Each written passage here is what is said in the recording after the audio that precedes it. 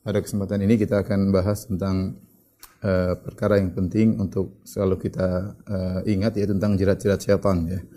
Karena syaitan adalah musuh bebuyutan bagi kita manusia yang dia sudah memproklamirkan permusuhannya sejak dahulu, sejak dia dendam kepada Adam alaihissalam ya. Oleh karenanya ketika Allah menciptakan Adam alaihissalam, kemudian Allah menyuruh Adam untuk sujud, untuk menyuruh iblis untuk sujud kepada Adam, maka iblis tidak mau. Kemudian dia berkata, "Ana khairum minhu," aku lebih baik daripada Adam ya. "Khalaqtani min narin wa khalaqtahu min tin." Bagaimana kau ya Allah menyuruh aku sujud kepada Adam sementara aku lebih baik daripada Adam? Kau ciptakan aku dari api dan kau ciptakan Adam dari tanah ya. Dan akhirnya iblis dikeluarkan dari surga, qala fakhruj minha madhmuman madhura ya, madhuman madhura, keluarlah engkau iblis dari surga ya. Kemudian juga fa inna 'alaika la'nata ila yaumiddin, dan kau akan terlaknat sampai hari pembalasan. Iblis pun ketika dihukum oleh Allah ya, maka dia pun minta izin kepada Allah Subhanahu wa taala untuk diberi umur panjang agar bisa menggoda Adam dan keturunannya. Dia bukan hanya dendam kepada ayah kita Adam, tapi juga kepada keturunan Adam, itu kepada kita-kita semua. Ya, iblis berkata, "Rabbi fa'anzirni ila yaumi yub'atsun." Ya, ya Rabbku, tangguhkanlah kematianku sampai hari kebangkitan. Allah mengatakan, "Fa innaka minal munzarin." Kau akan ditangguhkan kematianmu ya, agar bisa untuk menjalankan misimu menggoda Adam dan keturunannya. Akhirnya sebagaimana kita tahu, akhirnya kedua orang tua kita Adam dan Hawa ya akhirnya digoda oleh iblis dan akhirnya makan dari buah yang dilarang oleh Allah Subhanahu wa taala ya. Kata Allah Subhanahu wa taala, "Fa waswasa lahuma asyaitanu liyubdiya lahuma ma wuri anhuma min sawatihima." Akhirnya iblis beri waswas, beri bisikan-bisikan, berbicara dengan rayuan-rayuannya ya kepada Adam dan Hawa. Bahkan iblis wa qasamahuma, iblis bersumpah, "Inni lakuma laminan nasihin," wahai Adam dan Hawa, saya ini niatnya baik ya. Karena iblis ketika menggoda Adam, dia tidak datang dalam bentuk yang menakutkan, tapi dia datang dalam kondisi sebagai penasehat. Ya, dia mengatakan, "Inni lakuma laminan nasihin." Bahkan dia bersumpah, "Demi Allah, saya ini ingin menasihati kalian berdua. Niat saya agar kalian berdua lebih baik daripada kondisi sekarang." Fadallahuma bighurur. Akhirnya iblis menipu mereka berdua. Akhirnya Adam dan Hawa pun sebagaimana sudah kita jelaskan panjang lebar dalam kisah Nabi Adam alaihissalam, akhirnya mereka berdua makan dan akhirnya mereka dihukum untuk turun ke bumi ya. Apakah iblis puas kalau Adam sudah turun ke bumi? Tidak, iblis tidak puas ya. Dia tahu dia akan masuk neraka. Maka dia ingin mencari pengikut sebanyak-banyaknya dari keturunan Adam ya, untuk menemaninya di neraka ya. Oleh karenanya dia bersumpah kepada Allah Subhanahu wa taala untuk menjerumuskan anak keturunan Adam ke dalam neraka jahanam ya. Di antaranya iblis bersumpah di hadapan Allah Subhanahu wa taala. Qala hadzal ladzi karramta alayya ya. La in akhartani ila yaumil qiyamah la ahtanikanna dzurriyyatahu illa qalila. Kata iblis, "Wahai ya Allah, ini Adam yang kau muliakan daripada aku ya. Kalau kau kasih kesempatan kepada aku akan menyesatkan keturunannya dan tidak ada yang selamat kecuali sedikit." Dia bersumpah, "Aku akan menyesatkan keturunan Adam dan tidak ada ya yang selamat kecuali sedikit." Dalam ayat yang lain ada iblis mengatakan, "Fa bima aghwaytani la aqudanna lahum siratakal mustaqim." Ya, "Tsumma la'atiyannahum min baini aydihim wa min khalfihim wa an aymanihim wa an syama'ilihim wa la tajidu aktsarahum syakirin." Kata iblis, ya Allah, karena aku telah disesatkan ya, maka ya aku akan menyesatkan anak Adam seluruhnya. La aqudanna lahum siratakal mustaqim. Aku akan duduk di jalan mereka yang lurus. Setiap mereka mau menuju siratal mustaqim, aku akan nongkrong dan aku akan melazimi jalan tersebut ya. Aku tidak akan meninggalkan jalan tersebut untuk menggoda mereka, anak-anak Adam. Tsumma la'atiyannahum min baini aydihim. Kemudian aku akan menggoda mereka dari depan. Wa an aymanihim, wa min khalfihim, dari belakang mereka, dari kanan, dari kiri. Kemudian kata iblis, wala tajidu aktsarahum syakirin, dan kau akan dapati ya Allah kebanyakan mereka tidak bersyukur. Artinya kebanyakan mereka akan tersesat olehku. Ya. Kemudian juga dalam ayat yang lain kata iblis, la aghwiyannahum ajma'in, aku akan menyesatkan mereka seluruhnya. Jadi yang perlu kita sadari Bapak-bapak dan Ibu yang dirahmati Allah Subhanahu wa taala, kita semua adalah target iblis. Kita semua target iblis karena iblis mengatakan la aghwiyannahum ajma'in, aku akan menyesatkan mereka seluruhnya. Selama kita adalah anak keturunan Adam, maka kita adalah target yang ingin iblis sesatkan. Allah Subhanahu wa taala ya telah mengingatkan kepada Adam, orang tua kita, akan bahayanya syaitan ya, dan juga Allah ingatkan kepada kita melalui ayat-ayat Allah Subhanahu wa taala bahwasanya syaitan ini memang adalah musuh kita, musuh yang sangat nyata yang ingin menjerumuskan kita semua dalam neraka jahanam ya. Allah berkata kepada Adam alaihissalam, inna hadza aduwwun laka wa li zawjika fala yukhrijannakuma minal jannati fatashqa. Wahai Adam, ingatlah ini iblis adalah musuhmu dan musuh istrimu. Jangan sampai dia mengeluarkan kalian berdua dari surga, maka kau akan sengsara. Dan ternyata berhasil. Adam dan Hawa ya, padahal sudah diingatkan oleh Allah, tetapi Adam alaihissalam kalah dari tipuan syaitan. Yang ini menunjukkan bagaimana hebatnya tipuan iblis kepada Adam. Padahal Adam sudah diingatkan oleh Allah Subhanahu wa taala. Ya. Tetapi ya ternyata Adam pun lalai ya alaihissalam, wa asa Adamu rabbahu. Kata Allah, Adam pun bermaksiat kepada Rabbnya ya. Kita tidak meragukan akan keimanan Adam alaihissalam, orang tua kita. Tapi saking hebatnya iblis dalam menggoda ya, itu yang buat akhirnya Adam alaihissalam terpedaya dengan tipuan-tipuannya. Makanya Allah mengatakan fadallahum bighurur, yaitu iblis menggoda Adam dan Hawa dengan tipuan-tipuan ya, dengan tipuan, dengan sumpah, dengan kata-kata manis, dengan datang sebagai penasehat, bukan datang dalam bentuk mengerikan, tidak. Tentu itu mungkin Adam dan Hawa takut. Tidak, dia datang dalam bentuk yang menyenangkan, memberi nasihat, kata-kata indah, kata-kata menarik. Akhirnya perlahan-perlahan akhirnya Adam dan Hawa pun terjebak dan akhirnya turun dari bumi. Demikian juga Allah Subhanahu wa taala sudah ingatkan kepada kita, alam a'had ilaikum ya bani Adam ya la ta'budu syaitan innahu lakum aduwwum mubin. Bukankah aku telah mengingatkan kalian wahai anak-anak Adam ya, jangan kalian sembah syaitan, sungguhnya syaitan ya adalah musuh kalian yang nyata ya, musuh kalian yang nyata. Allah Subhanahu wa taala juga dalam surat Al-A'raf mengingatkan tentang permusuhan syaitan kepada kita semua. Ya bani Adam la yaftinannakum asyaitanu kama akhraja abawaykum minal jannah. Wahai anak-anak Adam, jangan sampai kalian terfitnah oleh syaitan. Kama akhraja abawaykum minal jannah, sebagaimana dia telah berhasil mengeluarkan kedua orang tua kalian dari surga. Yanzi'u anhuma libasahuma liyuriyahuma sawatihima. Dia berhasil melepas pakaian Adam dan Hawa untuk memperlihatkan aurat mereka kepada Adam dan Hawa. Ya, ini Allah ingatkan, jangan sampai kalian terfitnah karena iblis pernah berhasil menjerumuskan kedua orang tua kalian sehingga disesatkan oleh iblis ya. Allah Subhanahu wa taala juga berfirman, "Inna syaitana lakum aduwwun fattakhidhuhu aduwwa." Ketahuilah bahwasanya syaitan adalah musuh bagi kalian. Jadikanlah dia musuh bagi kalian. Innama yad'u hisbahu liyakunu min ashabil sa'ir. Sungguhnya dia menyuruh orang-orang untuk menjadi pengikutnya supaya apa? Supaya menemani dia dalam neraka jahanam ya.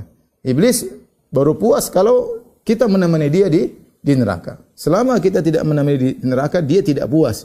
Ya, dia tidak puas hanya cukup mengeluarkan Adam dari surga, tetapi dia ingin keturunan Adam semua untuk masuk neraka menemani iblis.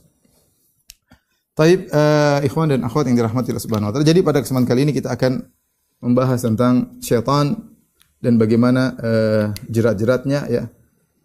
Sebelum kita membahas tentang jerat-jerat syaitan, kita ingin jelaskan bagaimana musuh kita bersama ini. Bagaimana musuh yang sulit ya, dengan berbagai macam trik-trik yang dia gunakan, jerat-jerat agar bisa menjerat kita semua dalam neraka jahanam wal iyadzubillah ya. Baik. Tolong perhatikan ya. Syaitan ya. Ya. Hakikat syaitan.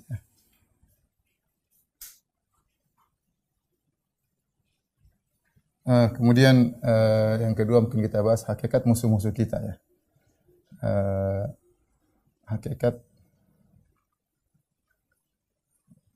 kondisi musuh kita.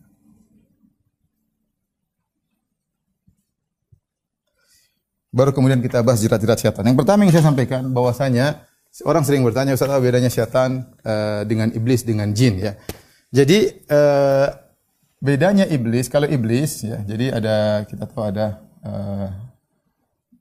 jin, ada manusia ya. Manusia. Jin ada iblis, kemudian ada jin baik dan ada jin baik, ada jin jahat. Kemudian manusia juga ada manusia yang baik dan jahat.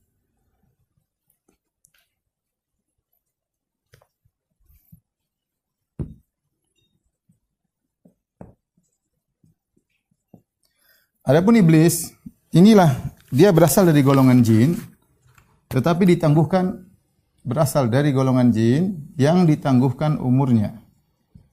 Ditangguhkan umurnya hingga hari kiamat. Hingga hari kiamat. Untuk apa? Untuk menggoda manusia. Untuk menggoda manusia. Adapun jin, ya, iblis juga dari jin, ya, sama-sama dari jin. Tapi jin ada jin yang baik dan jin jahat. Kedua jin ini ya, mati sebagaimana yang lainnya, mati dan tidak ditangguhkan umurnya, tidak ditangguhkan umurnya. Berbeda dengan iblis, ya. Iblis punya anak buah dan anak buah iblis adalah jin-jin jahat. Nah, jin jahat ini disebut juga dengan syaitan ya. Iblis adalah bosnya syaitan.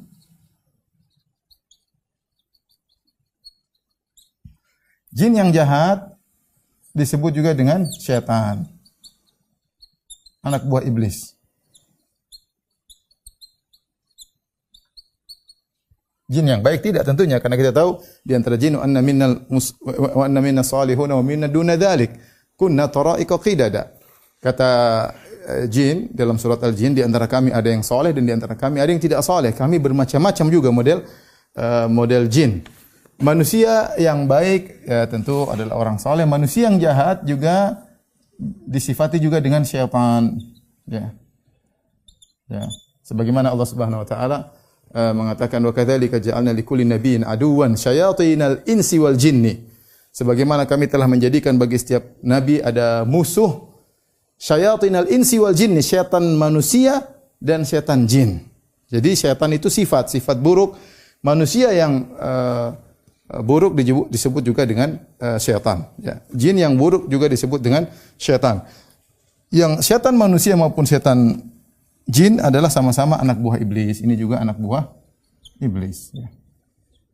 Hanya saja kalau syaitan anak buah iblis dari kalangan jin, dia sadar bahwasanya dia diperintah oleh iblis. Tapi kalau syaitan dari kalangan manusia, dia tidak sadar bahwasanya dia dipergunakan oleh syaitan untuk menjerumuskan manusia. Oleh karena kita dapati betapa banyak orang-orang yang bersifat buruk dan ingin keburukan dan ingin menjauhkan orang dari tauhid, ingin menjerumuskan orang dalam kesyirikan, ingin membawa orang ke dalam kemaksiatan, menyuruh orang terjerumus dalam pelanggaran-pelanggaran. Mereka sesungguhnya adalah syaitan-syaitan manusia. Ya.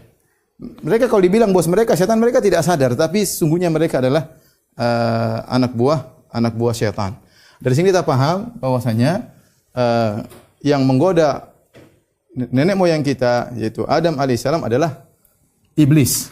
Ya, iblis inilah yang ditangguhkan umurnya sehingga hari kiamat. Nah, kita lihat ya, ketika kita tahu iblis ditangguhkan umurnya sampai hari kiamat. Berarti umurnya sekarang sudah berapa? Umurnya sudah sangat lama ya. Dari zaman Nabi Adam sampai sekarang entah berapa puluh ribu tahun umurnya. Ya. Dan ini menunjukkan ya, iblis ya pakar dalam menggoda. Dalam menggoda manusia. Kenapa? Karena banyak pengalaman, ya, banyak pengalaman. Dia sudah tahu bagaimana cara menggoda ustadz, dia tahu bagaimana cara menggoda ulama, dia tahu bagaimana cara menggoda pejabat, dia tahu bagaimana cara menggoda orang miskin, dia tahu bagaimana cara menggoda ibu rumah tangga, dia tahu bagaimana cara menggoda kepala rumah tangga, dia tahu bagaimana cara menggoda anak-anak muda, dia tahu. Dia sudah sangat berpengalaman dan dia telah berhasil menyesatkan banyak orang. Dia sudah berhasil. Kita tidak mengatakan dia tidak berhasil, dia berhasil. Ya. Makanya Allah Subhanahu wa taala berfirman dalam Al-Qur'an, "Wa laqad dzara'na li jahannama katsiran minal jinni wal insi." Sungguh kami akan memenuhi neraka jahanam dengan banyak manusia dan banyak jin. Manusia banyak ikut masuk. Bahkan iblis bukan cuma menyesatkan manusia, bahkan manusia-manusia tersebut dijadikan sebagai anak buahnya tanpa mereka sadari. Bahkan sebagian ulama mengatakan begitu banyak manusia yang hebat dalam menyesatkan, seperti Fir'aun sampai ngaku sebagai Tuhan, ya. Sampai sebagian ulama mengatakan iblis pun kalah dengan manusia tersebut, ya. Dididik manusia ini menjadi penjahat sampai dia lebih hebat daripada iblis. Lihat, Fir'aun ngaku sebagai Tuhan, iblis saja tidak ngaku sebagai Tuhan. Iblis tidak ngaku sebagai Tuhan. Dia tahu Allah Tuhannya, ya.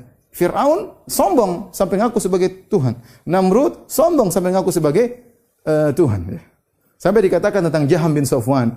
Jaham bin Safwan adalah seorang yang melakukan berbagai macam bid'ah yang menjadikan umat terpecah-pecah. Sampai ada yang mengatakan karena bahwasanya dahulu Jaham yata'allam min iblis. Dulu Jaham bin Safwan belajar dari iblis. Kemudian berkembang perkara sampai akhirnya iblis belajar daripada Jaham bin Safwan. Jadi maksud saya iblis ini luar biasa sampai ada anak didiknya yang menjadi berhasil. Intinya dia adalah makhluk yang memiliki banyak pengalaman dalam menyesatkan manusia, berbagai macam jerat sudah dia pasang dan dia sudah ngerti bagaimana menjebak yang si fulan, menjebak si fulan. Kalau ini dijebak dengan wanita enggak bisa, tapi kalau dijebak dengan duit misalnya akan jatuh, atau sebaliknya ini dijebak dengan duit enggak bisa, tapi kalau dijebak dengan jabatan dia akan terjatuh, ya. Macam-macam iblis sudah ngerti. Baik. Ini tentang hakikat syaitan, ya, dan iblis, ya. Baik. Yang berikutnya kita bicara tentang sulitnya musuh yang berat, ya. Musuh yang berat itu iblis dan setan-setan jin, ya. Kalau setan manusia mungkin kita bisa lihat, tapi kalau setan jin berat, ya. Di antara hal yang menunjukkan bahwasanya musuh kita ini adalah berat, ya. Bahwasanya pertama setan atau iblis dan pasukannya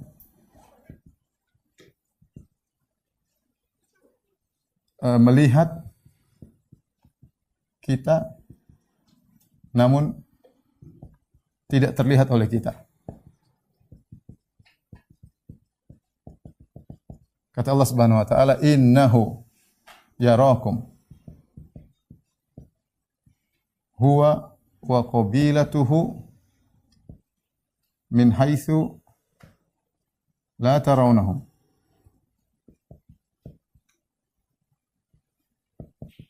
Sungguhnya ia melihat, dia dan anak keturunannya dan anak buahnya melihat kalian dan kalian tidak bisa melihat mereka. Dan kita tahu musuh yang tidak terlihat adalah berat, ya. Musuh yang tidak terlihat adalah berat, ya. Sekarang kita menghadapi corona berat. Kenapa? Karena virus tersebut tidak kelihatan. Kita enggak tahu, kita menyangka tidak ada virus, ternyata kita tertular di situ, dan itu terjadi. Tertular pada posisi-posisi yang kita merasa aman, ternyata malah tertular. Kenapa? Karena corona tersebut tidak terlihat. Ini kita bicara virus. Nah, iblis pun demikian. Syaitan kita tidak lihat. Dia tidak lihat di mana dia, apa yang sedang dia rencanakan, kita tidak tahu. Jadi musuh yang tidak terlihat adalah musuh yang berat. Kemudian di antara hal yang menunjukkan bahayanya iblis dan syaitan adalah eh, mereka ya lokasinya sangat dekat. Lokasi mereka sangat dekat. Apa kata Allah kata Nabi sallallahu alaihi wasallam, "Inna syaitana yajri min bani Adam majra dam." Ya, sungguhnya setan itu mengalir dalam tubuh manusia sebagaimana aliran darah. Ya. Sebagaimana aliran darah. Oleh karenanya bahkan dalam hadis disebutkan bahwa setiap manusia ada korinnya. Ada korin, ada setan yang menemaninya, siap selalu menggoda dia. Maka dia harus berbenteng dengan keimanan, ketakwaan dan yang lainnya. Tapi intinya setan enggak usah bukan tinggal di lantai 2, bukan tinggal di RT lain, enggak. Dia sampai mengalir dalam tubuh kita. Menggoda dalam tubuh kita, ya. Ini musuh yang repot kita hadapi, tidak kelihatan kemudian masuk dalam diri kita, siap menggoda kita. Seandainya musuhnya ada jarak masih mending, ini langsung masuk dalam tubuh kita. Kemudian apa? Dia goda langsung hati kita, ya. Yang digoda langsung kolbu kita. Kolbu kita itu alat yang sangat vital. Makanya alladzi yuwaswisu fi sudurin nas, kata Allah Subhanahu wa taala, alladzi yuwaswisu fi sudurin nas. Yang membisik-bisikkan dalam dada manusia, ya. Yang bisik-bisikan dalam dada manusia. Berat, ya, yang dia langsung bukan lagi di telinga, dia langsung ke kolbu kita yang di situ merupakan tempat penentu kita iya atau tidak, ya. Iya atau tidak, ya. Kayak sebagian lama mengatakan bahwasanya antara kolbu dengan akal benar, akal adalah bagian penerima data, mengolah data, tapi begitu mengatakan iya atau tidak urusnya dengan kolbu.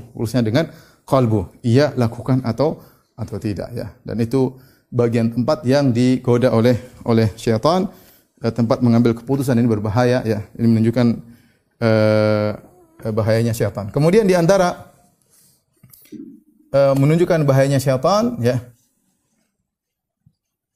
Keempat, kata Nabi sallallahu alaihi wasallam dalam hadis, syaitan tidak pernah lelah menggoda. Dalam hadis kata Nabi sallallahu alaihi wasallam, inna syaitan qa'ada li bani Adam atau yaq'udu li bani Adam, qa'ada li bani Adam bi atrukihi. Apa artinya? Artinya syaitan nongkrong untuk Adam di seluruh jalannya. Syaitan nongkrong di seluruh jalan kebaikan anak Adam.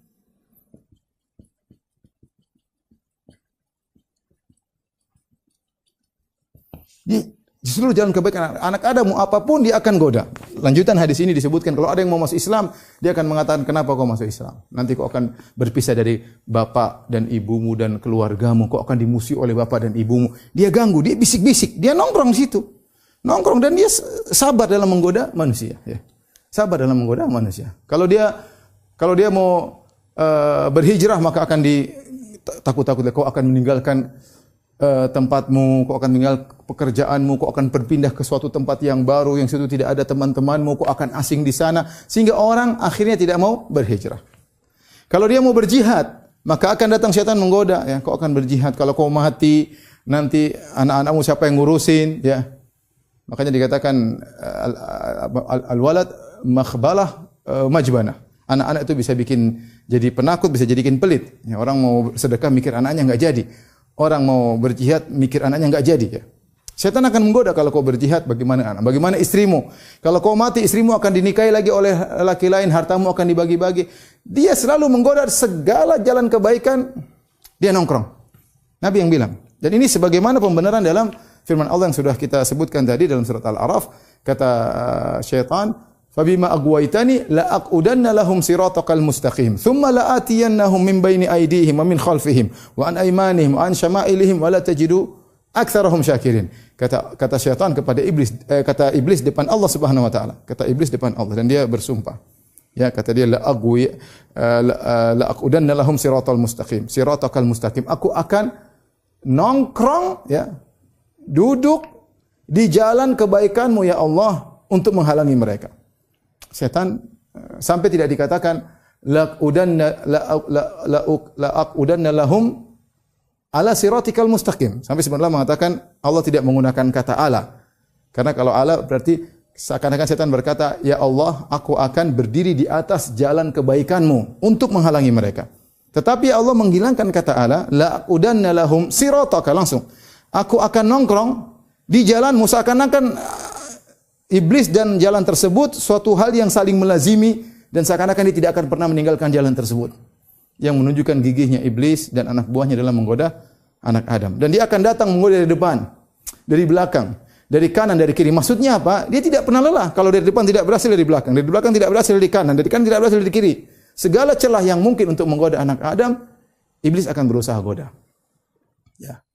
Nongkrong di setiap jalan. Kita mau apapun, mau ngaji, mau ini, mau anu, pasti ada syaitan yang menggoda. Ya, ya, ibu-ibu mau taat kepada suami, ada syaitan yang menggoda. Ya. Ya. Mau sabar dengan kehidupan di masa sulit seperti ini, ada syaitan yang menggoda. Mau sabar digoda. Ya. Apapun jalan kebaikan, ada syaitan situ nongkrong menggoda kita. Makanya Nabi mengatakan, "Inna syaitana qa'ada li ibni Adam bi atruqihi." Syaitan itu nongkrong di seluruh jalan-jalan kebaikan anak Adam. Ya. Kemudian yang cukup mengerikan, syaitan punya anak buah. Ya. Atau iblis punya anak buah. Anak buah yang terkoordinir. Yang terkoordinir ya. Oleh karenanya dalam hadis dalam Sahih Muslim, inna iblis wada'a arsyahu 'alal ma', thumma yab'atsu sarayahu. Sungguhnya iblis meletakkan singgasananya di atas air, mungkin di laut entah di mana. Thumma yab'atsu sarayahu, kemudian dia mengirim anak buahnya. Fa'adhamuhum lahu manzilah fa'adna lahum manzilah a'dhamuhum fitnah. Maka yang paling dekat kedudukannya dengan iblis adalah yang paling besar fitnahnya. Fayaji'u ahaduhum. Jadi setelah iblis mengirim anak buahnya untuk menggoda, mereka laporan. Ada yang datang lapor. Wah iblis, saya sudah begini dan begitu dan begini. Kata iblis, ya kau tidak melakukan apa-apa. Ma fa'alta syai'an qat. Kau belum melakukan apa-apa. Datang lagi lapor, iblis saya sudah gini-gini. Kata iblis, kau belum. Sampai ada yang datang melaporkan, ya iblis, la azalu birrajul hatta farraqtu bainahu wa baina zaujatihi. Aku senantiasa menggoda lelaki tersebut sampai aku berhasil menceraikan dia dari istrinya. Kata iblis, ni'ma anta. Engkau adalah anak buah yang hebat ya. Jadi iblis juga mengkoordinir anak buahnya untuk menggoda manusia, bukan asal-asalan ya. Bukan asal-asalan. Dia mengkoordinir anak buahnya untuk menggoda dan ada laporan dan dia memotivasi. Kalau yang hebat, nah sama saya dekat sini. Ya, iblis dekatkan. Yang tidak berhasil iblis remehkan. Sehingga mereka termotivasi berbangga-bangga untuk bisa menggoda manusia kepada iblis. Iblis bertanya, kok bisa mereka begitu? Ya memang begitu sifat mereka. Sifat yang memang jelek ya, seperti itu ya. Diciptakan dengan memiliki kondisi jiwa yang sangat buruk adalah iblis. Jadi kita lihat bagaimana musuh kita. Inilah hakikat musuh kita yang berat, ya. Iblis dan setan jin. Kira-kira 5 poin yang untuk kita berpikir ternyata musuh kita tidak mudah. Kalau Allah tidak tolong kita, maka sungguh berat kita menghadapi iblis. Tapi kita lanjutkan tentang jerat-jerat setan.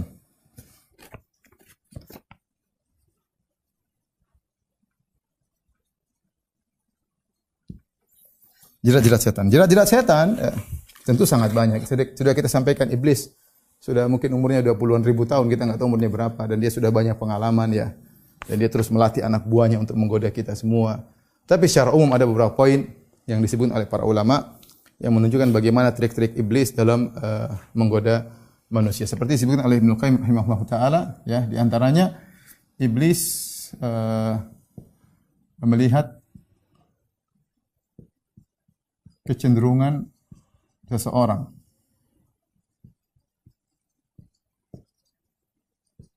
Ya, ini langkah pertama. Lihat kecenderungannya apa. Jika kecenderungannya kebaikan, ya, jika muyulnya atau kecenderungannya pada kebaikan, yaitu orang ini suka beragama, suka ngaji, suka agama, maka dijerumuskan pada sikap ekstrim atau gulu, atau dalam bahasa Arab al-gulu. Yang kata Nabi SAW, iyyakum wal gulu fa innama ahlaka man kana qablakumul gulu. Kata Nabi SAW, waspadalah kalian dengan sikap ekstrim berlebih-lebihan dalam agama. Sesungguhnya yang telah membinasakan umat-umat terdahulu adalah sikap berlebih-lebihan dalam agama. Yaitu Nabi ucapkan ketika Nabi ingin melempar jamarat. Ketika ingin melempar jamarat, Nabi mengatakan, ambilkan kerikil-kerikil yang ukuran kecil. Maka Nabi setelah mengambil ukuran kecil, ya seukuran biji korma atau lebih, ya. Kemudian Nabi mengatakan, bimithli haula'i farmu. Seukurannya segini, lemparlah. Iyyakum wal ghulu, hati-hati kalian dengan sikap berlebih-lebihan. Artinya mungkin ada orang akan mengambil batu besar untuk lempar jamarat, dan itu terjadi. Yang lempar dengan sepatu, ada yang lempar dengan sendal, ada yang lempar sekaligus banyak. Ini semua melanggar, ya. Jadi potensi seorang yang rajin beribadah untuk bersikap lebih-lebihan itu ada. Itu ada, ya. Dan setan menggoda dia dari sisi ini. Sampai akhirnya timbullah kelompok namanya Khawarij yang mudah mengkafirkan, yang tidak ada rahmat kepada kaum muslimin yang lain, yang mudah begitu lihat orang maksiat sedikit dia sudah ngamuk luar biasa, mencaci maki dan yang lainnya, ya, merendahkan yang lain. Jadi akhirnya terjerumus dalam bid'ah sedikit demi sedikit, ya, sehingga seperti orang-orang Khawarij. Di sisi lain kita dapati sebagian orang berlebihan dalam beragama seperti orang terdahulu. Nasara akhirnya menjadikan Nabi Isa sebagai Tuhan. Yahudi menjadikan Uzair sebagai putra Allah. Dan kita dapati orang-orang musyrikin Arab menjadikan orang soleh seperti Lata sebagai sembahan mereka karena orang soleh. Kita dapati juga sebagian kaum muslimin berlebih-lebihan dalam beragama sampai mengangkat derajat Nabi SAW berlebihan. Dikatakan Nabi tahu ilmu gaib, dikatakan dunia dan akhirat adalah milik Nabi SAW. Memuji yang berlebih-lebihan, padahal Nabi sudah ingatkan, la tutruni kama atratin nasara bana Maryam, innama ana abdun faqulu abdullahi wa rasuluh. Jangan kalian memujiku berlebih-lebihan sebagaimana Nasara berlebih-lebihan memuji Isa bin Maryam, sungguhnya aku hanya hamba Allah. Katakanlah Muhammad hamba Allah dan Rasulnya. Ketika ada orang memuji Nabi dengan mengatakan wa fina nabiyyun ya'lamu ma fi ghad, di antara kita, di tengah-tengah kita ada seorang nabi mengetahui apa yang terjadi besok, Nabi marah. Nabi mengatakan, saya tidak tahu masa depan. Kalau Allah tidak kasih tahu, saya tidak tahu. Ya. Kata Nabi, qulu biqaulikum wa la yastahwiyannakum syaitan. Ucapkanlah sebagaimana ucapan yang biasa kalian ucapkan, jangan berlebih-lebihan kalian digelincirkan oleh syaitan. Itu kepada Nabi saja tidak boleh kita seperti itu, apalagi orang-orang yang jauh di bawah Nabi SAW. Kita dapat sebagian orang sujud kepada gurunya, ya. Sebagian mereka minta kepada gurunya, sebagian mereka menyangka gurunya bisa mengeluarkan dia dari neraka jahanam. Berbagai macam kalau kita buka tentang sikap berlebih-lebihan dalam beragama, ya. Sebagian mereka beribadah dengan berlebih-lebihan. Intinya, syaitan melihat kecenderungan seseorang, kalau dia cenderung kepada kebaikan, dijerumuskan dalam sikap ekstrim al-ghulu baik dalam peribadatan maupun dalam akidah. Jika kecenderungannya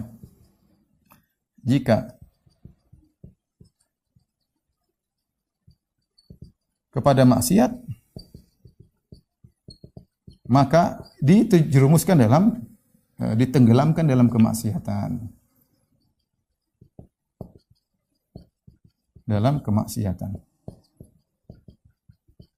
Subhanallah, dalam Al-Quran Allah mengatakan wa ikhwanuhum yamuddunahum fil ghayyi thumma la yaqsurun. Kata Allah Subhanahu wa taala, wa ikhwan dalam surat Al-A'raf, wa ikhwanuhum yamuddunahum fil ghayyi thumma la yaqsurun.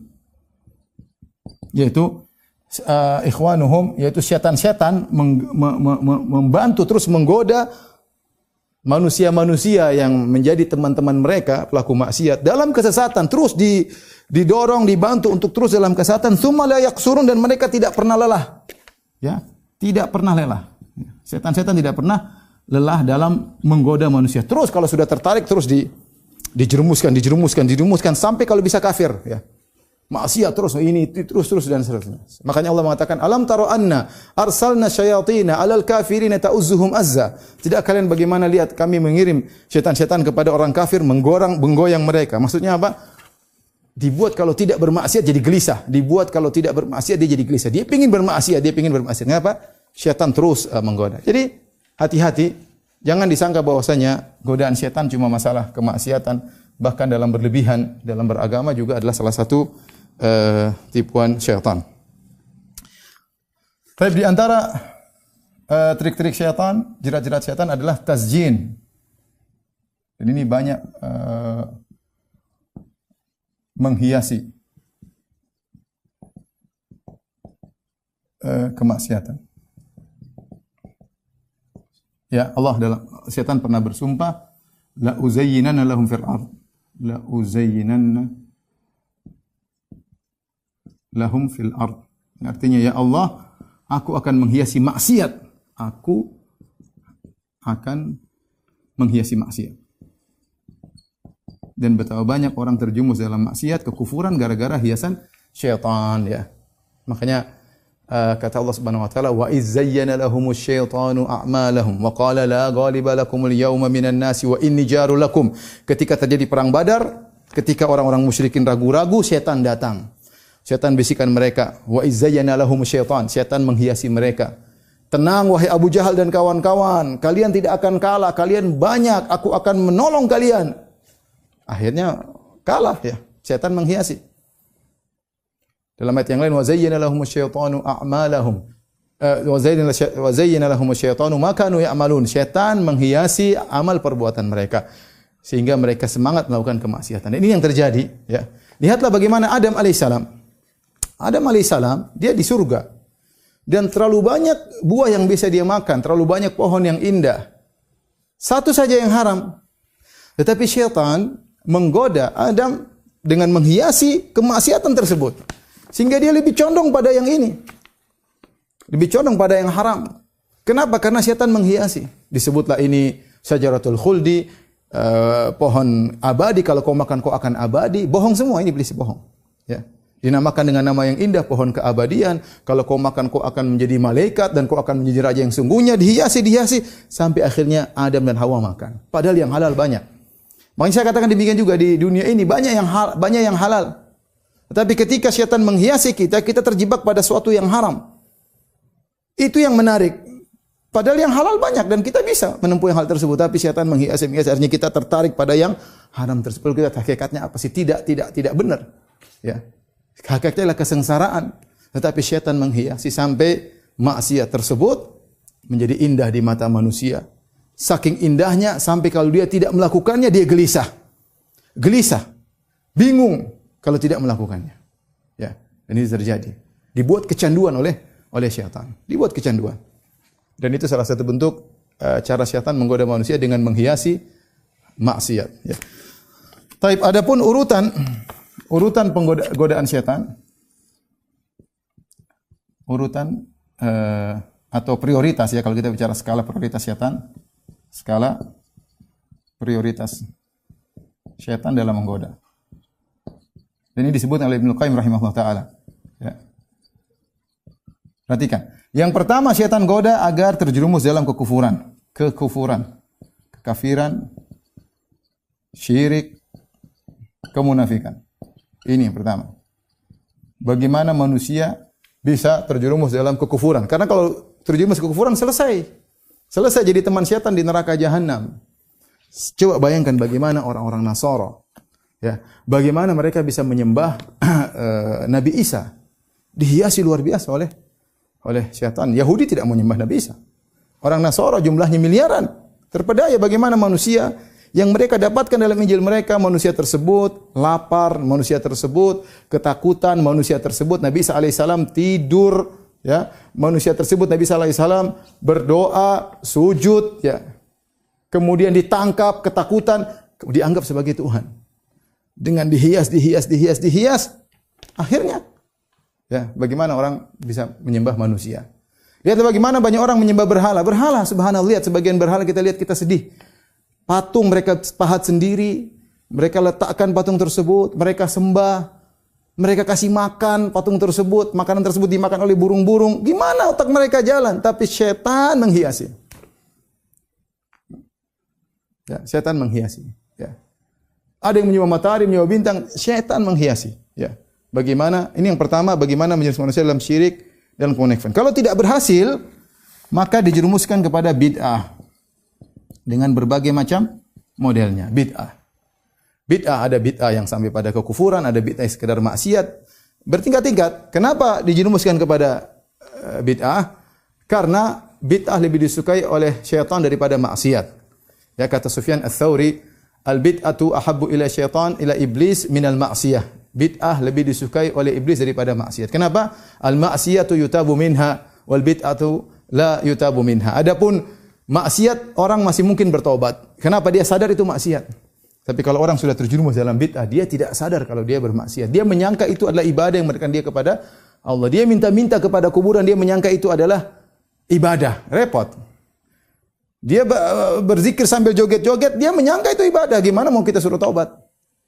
Ya ini bagus, yang bagus ya. Nah, gimana? Nah, repot kalau begitu ya. Kenapa? Dia menganggap sesuatu kebaikan. Makanya dari sisi ini, ya, setan ingin menjerumuskan manusia dalam bid'ah karena kalau dia terjerumus dalam bid'ah susah untuk bertobat. Lihat Khawarij, bagaimana mereka ngebom diri mereka dan mereka menyangka mereka beribadah. Mau dinasihati susah, mereka tidak merasa bersalah. Bagaimana Abdurrahman bin Muljam yang kemudian datang menikam Ali bin Abi Thalib ketika mau sholat subuh ditikam dan dia menyangka dia telah berjihad dan dia akan meraih surga yang tinggi. Ya. Dia tidak merasa bersalah, dia merasa beribadah dengan membunuh Ali bin Abi Thalib radhiyallahu taala anhu. Ya, jadi kita bicara kalau bid'ah susah, kita mau nasihati ya, dia merasa ini kebaikan. Ya, merasa kebaikan. Oleh karenanya kalau setan tidak berhasil menjerumuskan dalam kekufuran maka akan dijerumuskan dalam bid'ah. Kalau tidak berhasil menjerumuskan dalam bid'ah maka dijerumuskan dalam dosa-dosa besar. Bagaimana cara setan menjerumuskan dalam dosa besar? Ya gampang. Sudah, lakukan saja. Sungguhnya Allah Maha Pengampun. Kau kan bertauhid. Tauhidmu nanti menyelamatkan engkau dari dosa-dosa. Digampangkan dan ini terjerumus sebagian orang. Mereka sudah ngaji, mereka tahu tentang keutamaan tauhid sehingga mereka menggampangkan maksiat. Terkadang mereka menipu orang lain. Terkadang mereka ya macam-macam mereka lakukan. Ada orang seperti justru bukannya ngaji semakin bertakwa kepada Allah, justru ketika dia ngaji dia merasa dia bertauhid sehingga dia merasa aman. Yang penting saya bertauhid, saya tidak berbuat syirik. Ya, sehingga dia berani melakukan dosa-dosa besar. Enggak ada yang berzina, ada yang berani ngambil riba, enggak apa-apa, kan bertauhid. Ini bahaya. Ini di antara trik syaitan menggoda sebagian orang dengan mengatakan engkau ahli tauhid. Allah, tauhidmu akan menghapuskan dosa-dosamu. Kita enggak tahu alam ya. Kemudian akhirnya kita orang-orang terjerumus dalam kemaksiatan. Lihat para sahabat yang mereka ahli tauhid, apakah mereka menggampangkan maksiat? Tentu tidak. Justru tauhid mereka mencegah mereka dari berbuat kemaksiatan apalagi dosa-dosa besar. Kalau tidak berhasil terjerumus dalam dosa-dosa besar dijadikan menggampangkan dosa-dosa kecil. Dosa-dosa kecil.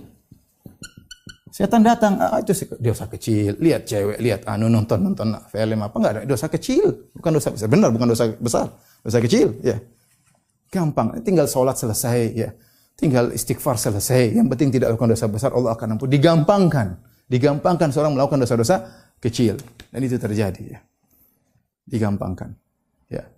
Akhirnya kata Nabi SAW, iyyakum wa muhaqqiratiz dzunub. Hati-hatilah kalian dengan dosa-dosa kecil. Kata Nabi SAW, fa innahunna yajtami'na 'ala ar-rajuli hatta yuhliknahu. Sungguhnya dia melakukan dosa-dosa kecil digampang-gampangkan sampai terkumpul pada seseorang dan membinasakannya. Jadi dosa-dosa kecil kalau banyak jadi dosa besar. Ya. Kata seorang penyair, la tahqiranna saghiratan innal jibala minal hasa. Jangan kau meremehkan dosa-dosa kecil, sungguhnya gunung tersusun dari batu-batu kecil. Ya. Ya. Khalliz dzunuba saghiraha wa kabiraha dzaka tuqa wasna kamashin fawqa ardin dzati syauki. Ya. Yahdharu man yara. Yahdharu ma yara. Ya. Hindarkanlah dirimu dari dosa-dosa kecil, dosa-dosa besar.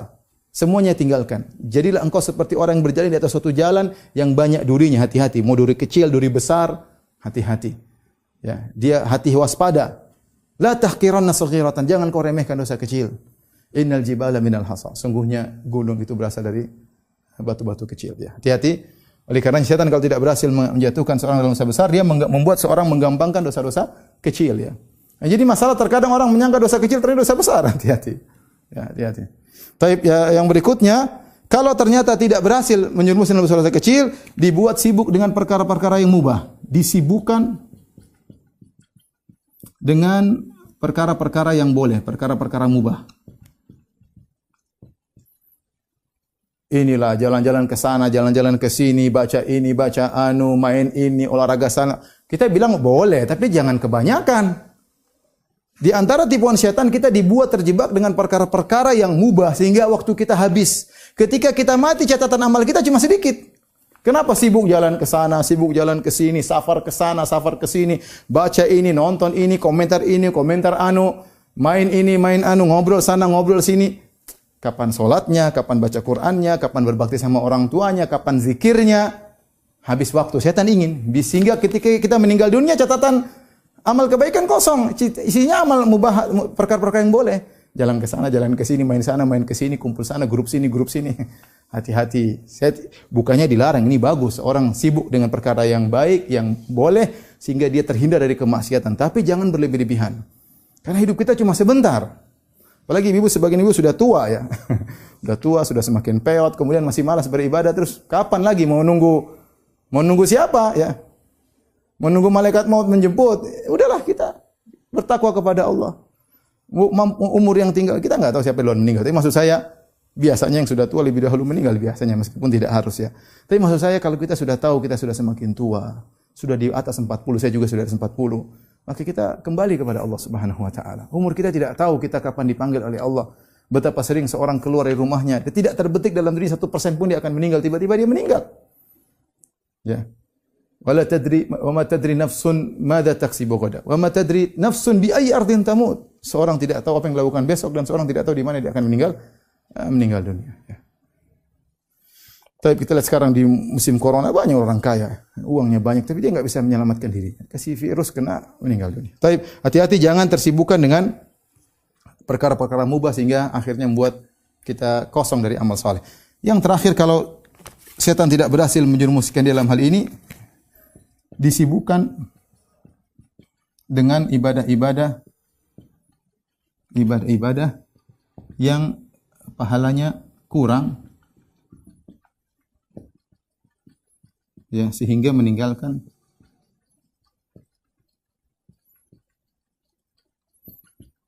ibadah-ibadah yang pahalanya besar. Yang pahalanya besar. Saya kasih contoh ya, Ini sederhana. Contoh seorang punya orang tua masih hidup.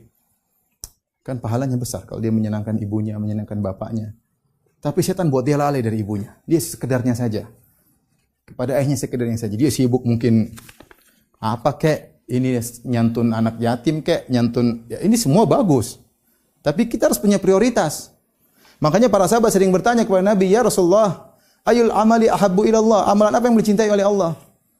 Ayul mu'min afdal? Mu'min apa yang paling afdal? Ini sahabat sering bertanya karena mereka tahu bahwasanya umur mereka terbatas, kemampuan mereka terbatas. Ketika kita diberikan kesempatan beramal saleh yang besar, jangan kita lalaikan. Kita tinggalkan yang prioritas, yang primer, kita lakukan yang sekunder atau tersier. Hati-hati. Ya. Sama seorang wanita mungkin lupa melayani suaminya, ngaji terus, ngaji bagus, tapi suaminya butuh layanan, suaminya butuh perhatian, dia tidak peduli. Pahalamu di sini, pahalamu berbakti kepada suami. Bukankah Nabi SAW bersabda, "Idza shallatil mar'atu khamsaha wa shamat syahraha, ya, wa hafizat farjaha, wa ata'at ba'laha, qila laha udkhilil jannata min ayyi babin syi'ti." Jika seorang wanita salat 5 waktu, tidak usah salat sunnah, salat 5 waktu doang. Puasa, tidak usah puasa sunnah, puasa bulan Ramadan doang. Jaga kemaluan, taat kepada suami, dikatakan kepadanya masuk surga dari mana pintu saja yang kau kehendaki. Jadi jangan sampai salah skala prioritas seorang terjebak. Kita gabungkan, kita ngaji, waktunya berbakti sama suami. Jangan sebaliknya suami minta dilayani maka kita ini salah. Nah, seperti teman saya, ada teman yang pernah mengeluh. Dia mau pergi kantor pagi-pagi, kemudian dia ada hasrat ingin mendatangi istrinya bilang, "Aduh, Mas, saya lagi belum selesai baca Qur'annya, belum selesai zikir pagi petangnya." Ya ukhti, ini lebih wajib. Ini lebih wajib. Jangan terjebak, itu jebakan syaitan. Ya. Maka seorang harus pandai-pandai melihat prioritas, karena di antara jebakan syaitan membuat orang sibuk dengan ibadah yang kurang pahalanya sehingga meninggalkan ibadah yang pahalanya lebih besar ya. Tapi ini di antara jerat syaitan. Di antara jerat syaitan adalah membuat ragu ya. Membuat ragu terhadap agama ya. Dalam satu hadis kata Nabi sallallahu alaihi wasallam, ya'ti syaitan ila ahadikum. Datang syaitan kepada salah seorang dari kalian, kemudian mengatakan, "Man khalaqa hadza?" Siapa yang ciptakan ini? Kita jawab Allah. "Man khalaqa hadza?" Siapa yang ciptakan ini? Allah. Sampai dia bilang, siapa yang ciptakan Allah kalau begitu? Kalau ada bisikan syaitan seperti itu, Tuhan ada atau tidak? Ya, sudah, bilang a'udzubillahi minasyaitonir rajim. Bertawud kepada Allah. Wal yantahi, sudah, jangan lanjutkan. Itu syaitan menggoda kita, membuat kita ragu tentang Islam. Ya, dengan bisikan-bisikan syaitan, ya. Dan banyak orang terjebak. Lihat banyak orang-orang liberal ragu dengan agamanya, ragu. Sehingga dia bilang semua agama benar, mau syirik, mau apa terserah, semua masuk surga. Ya, yang penting akhlak baik. Ragu dengan agamanya, ragu dengan Islam yang satu-satunya agama mengajarkan kepada tauhid, yang lain mengajar kepada kesyirikan. Dia ragu. Itu hati-hati, itu juga jebakan syaitan. Di antara jerat syaitan adalah menakut-nakuti. Ya. Kata Allah Subhanahu wa taala, "Asy-syaitanu ya'idukumul faqra wa ya'murukum bil fahsya." Syaitan menakut-nakuti kalian dengan kemiskinan, mau bersedekah, aduh nanti miskin. Bersedekah, ya akhi ini sudah benar sedekah. Nanti anak istri sudah makan selesai, sisa uangnya sedekahkan. Nanti butuh anakmu ke depan, jangan dibuat ragu-ragu sama syaitan. Ditakut-takuti, takut miskin lah, takut inilah. Akhirnya orang jadi pelit gara-gara kemakan dengan syaitan. Di antaranya adalah jerat syaitan adalah wanita. Dalam hadis kata Nabi sallallahu alaihi wasallam, "Innal mar'ata auratun fa idza kharajat istasfara syaitan." Sungguhnya wanita adalah aurat. Kalau dia keluar syaitan mengintai begini, syaitan mengintai. Maksudnya apa? Untuk dijadikan jerat untuk menjerat para lelaki. Dihias, dijadikan wanita cantik, dijual bebas supaya orang dilihat oleh banyak orang. Makanya kita lihat sekarang iklan semua wanita. Mau iklan sikat gigi wanita, iklan mobil wanita, iklan motor wanita, iklan HP wanita, semua iklan wanita. Ya. Kenapa? Karena memang menarik sebagai jualan. Ya. Syaitan tahu hal tersebut. Wanita dijadikan jerat-jerat syaitan. Di antaranya mengadu domba. Apa kata Allah Subhanahu wa taala? "Wa qul li ibadi yaqulu latihi ahsan." Katakanlah kepada hamba-hambaku untuk mengucapkan kata-kata yang lembut. Ya. Inna syaitana yanzagu bainahum. Sungguh syaitan mengadu domba di antara mereka. Ya. Kalau ngomong baik-baik, jangan sembarangan ngomong. Kita sama kaum mukminin, hati-hati jaga. Mungkin kita punya niat baik, menegur orang, tapi ingat kata-kata dijaga. Karena oleh Allah yang suruh, inna syaitana wa kulli ibadi yaqul latihi ahsan. Katakanlah kepada hamba-Mu, ucapkanlah kata-kata yang baik. Sungguhnya syaitan mengadu domba di antara mereka, ya. Apa kata Nabi Yusuf alaihissalam ketika kepada ayahnya, "Wahai ayahku, aku mimpi begini-begini." Kata ayahnya, "La taqsus ru'yaka ala ikhwatika." Jangan kau ceritakan mimpimu kepada saudara-saudaramu. Kenapa? Inna syaitana aduwwum mubin.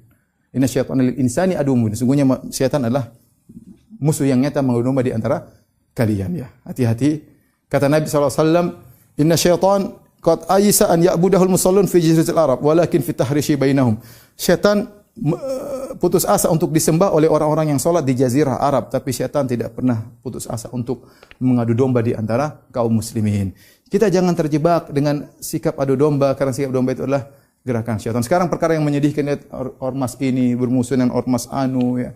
Pengajian ini bermusuhan pengajian yang anu, ya. Kita kalau ada yang salah tegur dengan cara yang baik, tidak harus kemudian jegal-jegalan, maki-makian, medsos, kemudian kita alhamdulillah, hati-hati kita terperangkap dengan godaan syaitan. Teman kita yang saleh itu juga seorang muslim, sampaikan dengan kata-kata yang lembut agar dia bisa tujuan kita kan supaya dia sadar, bukan untuk kita menghabisi dia, menghina dia, menginjak-injak dia, siapapun, maka ingat ini di antara godaan-godaan syaitan.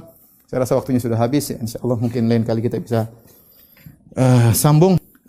Demikian apa yang bisa sampaikan pada kesempatan kali ini kepada Majelis Taklim Ar-Rahat dan kepada Om Ilham. Terima kasih atas perhatiannya semua. Kurang lebihnya saya mohon maaf. Wabillahi taufiq wal hidayah. Assalamualaikum warahmatullahi wabarakatuh.